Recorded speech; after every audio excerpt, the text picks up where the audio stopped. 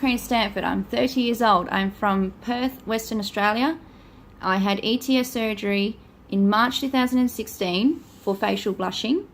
My surgery was performed in Melbourne by Dr. Roger Bell. I had a phone consultation, not a face-to-face consultation, and the side effects of compensatory sweating were not explained to me. They were played down. He claimed that a very small percentage of people experience compensatory sweating, and he said even if they do, it's not that bad.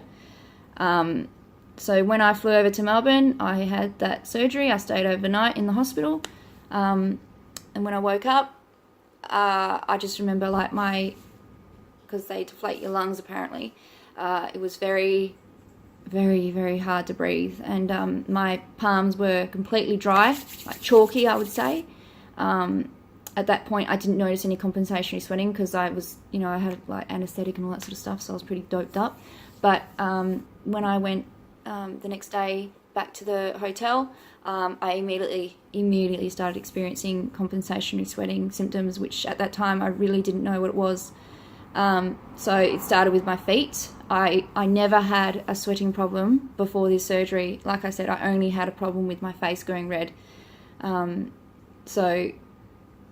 My feet were completely drenched, and that's the first thing I noticed. And I thought, well, what is this?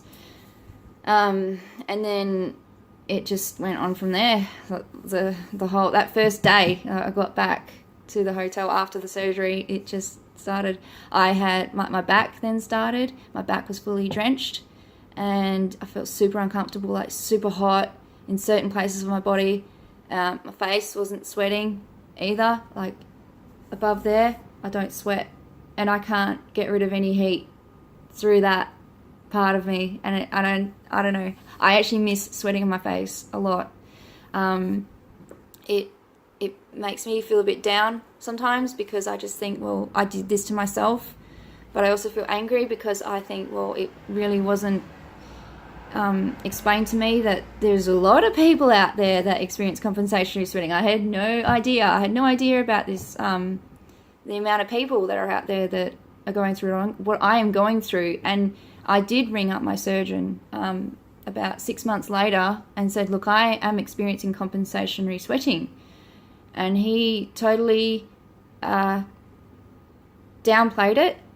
And he said, well, that's weird because I performed so many of these surgeries and not many people have compensatory sweating, and it actually dies down over the next few years, you'll find. He said to me. I thought, well, I don't think so. I mean, it feels like it's getting worse kind of thing, because I can't even sit down on a leather chair without bloody soaking it. Like, I never had that issue before, so I don't think that him saying that, like, oh yeah, it'll get better, because I know it's not. Like, I'm talking to people who had the surgery 20, 30 years ago, and they still got it. So I don't know where he's getting that bloody figure from, but yeah, I know this video is just to explain the symptoms. I'm just trying to focus on that.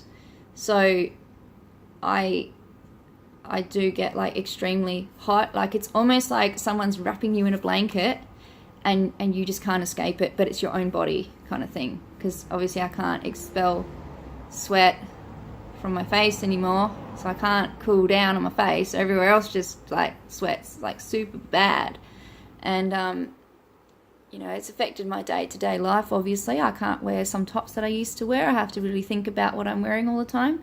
Can't wear anything that shows sweat. I've gotten better with it. I'm a little bit more confident now, but yeah, I don't know. I really wish that these surgeons, I wish they knew what they were doing to people, because it's really messed me up.